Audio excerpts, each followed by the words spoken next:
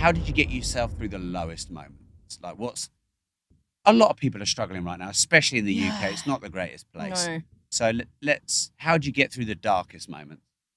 Yeah, I've been through some. What specifically was? Yeah, well, when 2020 happened, when people talk about burnout, if you've not been through it, I don't think you really understand what it is. And that's totally normal if you've not been through something. I was so badly burnt out that I forgot how to fall asleep. I was so anxious and nervous about my entire existence. Anxiety was just coursing through me. I remember at one point I turned to my husband and I said, how do you fall asleep? I can't remember how to fall asleep. And he's like, I just close my eyes. I'm like, yeah, I used to do that. I literally cannot sleep anymore. I got an hour of sleep a night if I was lucky. And that went on for a couple of months before I went into complete breakdown. I went into depression. I couldn't function. I couldn't remember things anymore. I would go out and try and film something. My husband's going, what is wrong with you? You can't remember one sentence. I'd have to stop every sentence. I was completely done. And then I actually went to speak on a panel. And surprisingly, I mean, it all just fell into place. Things just happen sometimes, right? On the panel was a sports not sports only, high performing psychiatrist. So he deals with high performers. So they could be CEOs, they could be elite sportsmen, anyone who goes through really extremes and then have to recover and go back through extremes. That's who he dealt with. And he looked at me on the panel and he said, something's really wrong. Do you want to talk to me after this? And as soon as I sat down with him, I burst into tears and I told him I couldn't deal with anything anymore.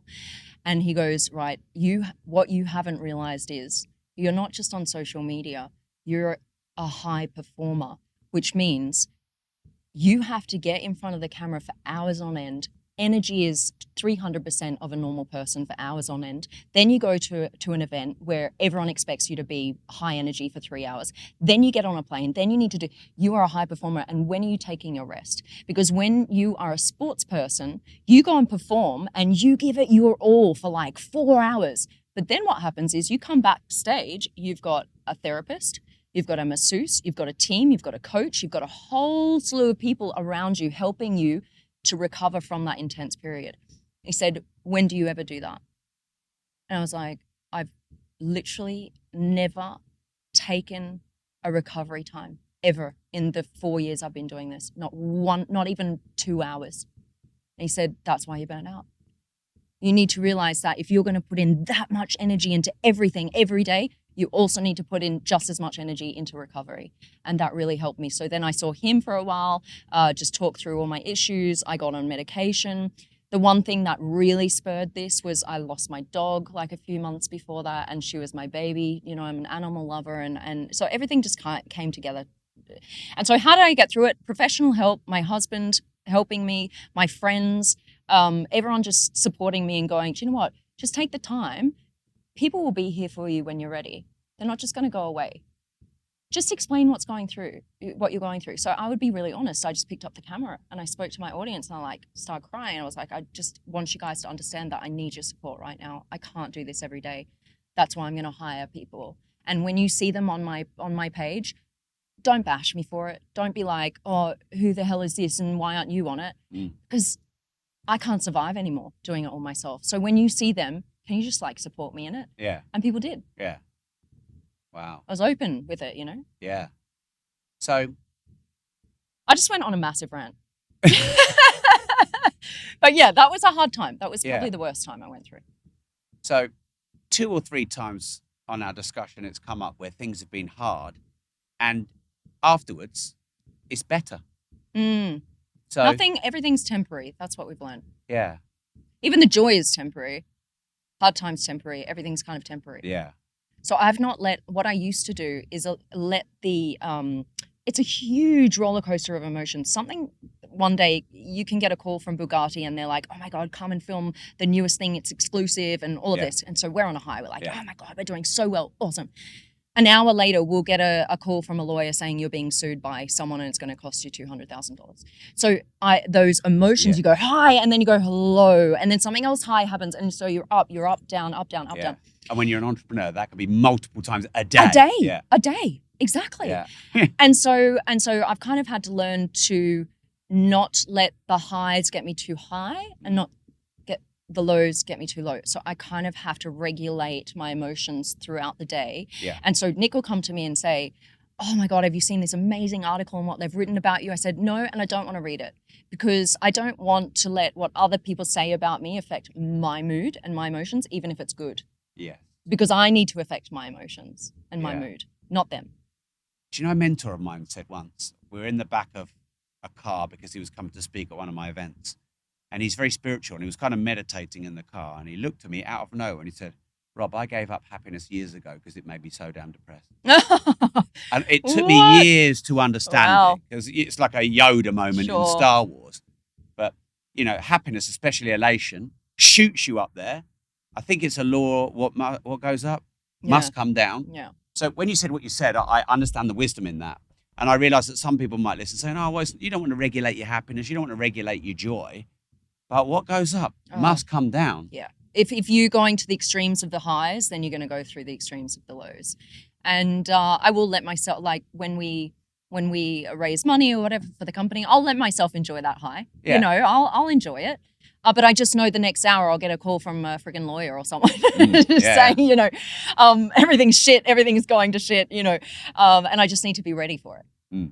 That's all, you know. Yeah. It's so interesting, isn't it? No, and also the asking what's the worst that can happen gives you a floor. Yeah. But then ask yourself, what's the best that could happen? Exactly. And the best that could happen has no ceiling. Yes, you're absolutely right. No ceiling. You're absolutely right.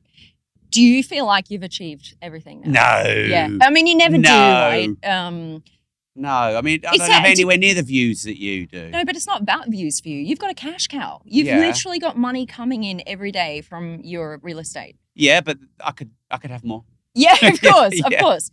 I only have 7 cars. Andrew Tate has however many dozens. I know there's always more. Yeah. Right. But I'm kind of okay with that as well. Yeah. Like, and I think you need to get to a point where the friends that we have now are, you know, I mean, they're beyond wealthy, and I'm okay with not getting to that amount of wealth because I'm not sure your happiness goes up double-fold, triple-fold by if you have 100 million or if you have 500 million or you have $1 billion. Yeah. I don't think your happiness goes up that much more just because you have diminishing law of returns. Yeah. Right. So, you know, so it's okay if I'm not, it's okay. Like I joke about it, but I would like it. It would be amazing.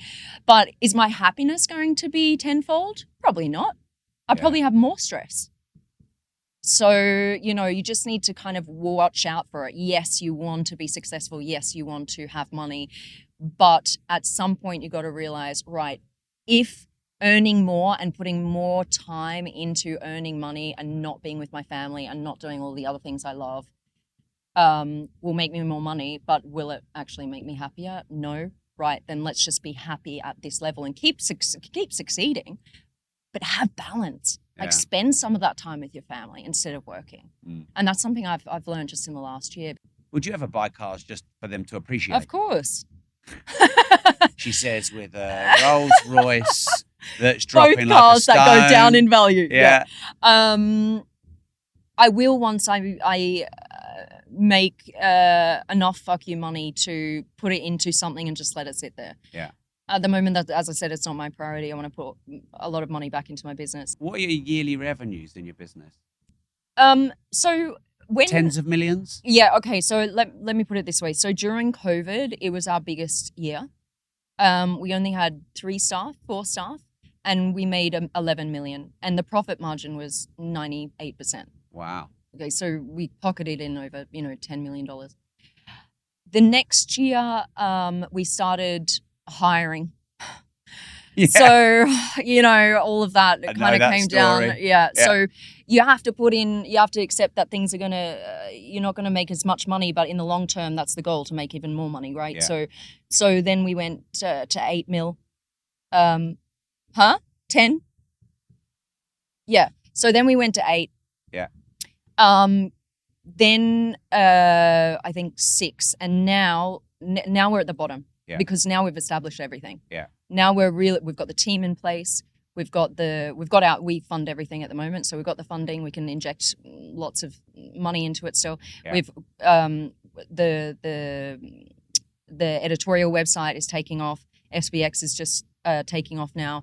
And the media business, everything is in place. So next year now we're looking at going back up to about 10 million. Yeah. So for quite a few years, we pocketed 10 million each year. And then, it went down to, a few million less while we were hiring. Yeah. But now I'm excited because now we're really on the trajectory to actually go 10 million this year. And then next year, even more than we've ever made. Yeah. So let's see. Well, thank you for sharing that. Because a lot of people are like, yeah. Are we going I'm like, there? oh my God, but no, it's relevant. Yeah. It's relevant. Yeah.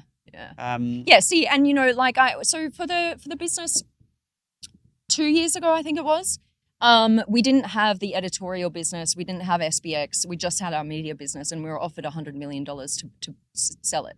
So to completely sell it. And hard offer, 100 million. Yeah, and it was worked out over 5 years. Over 5 years. So and they'd retain you for 5 years. Yes, and eventually we would have to stay on out. for 5 years, etc. Yes, we'd have to hit certain targets, etc. to get the full payout, but we were confident of that. So 100 million was some of it up front and the rest on an earn out. Exactly. Yeah. So we said no because we had so much more to do. We knew we could get more. We knew this was worth more. And so that's when we started we knew we were just on the precipice of something amazing. We were just about to start this editorial website. We saw the potential in, all of these other side businesses. Yeah. We're like, we haven't made it yet. We've made the media, but we haven't really made it yet. We know the potential of this. And so we said no. I'm glad we did because everything, it's been tough. It's been tough putting everything in ourselves over the last few years and not having help from anyone else, but worth it because now we've got these extra 2 businesses. One of them is doing incredibly well, and another one is we have every expectation that it will be $1 billion business.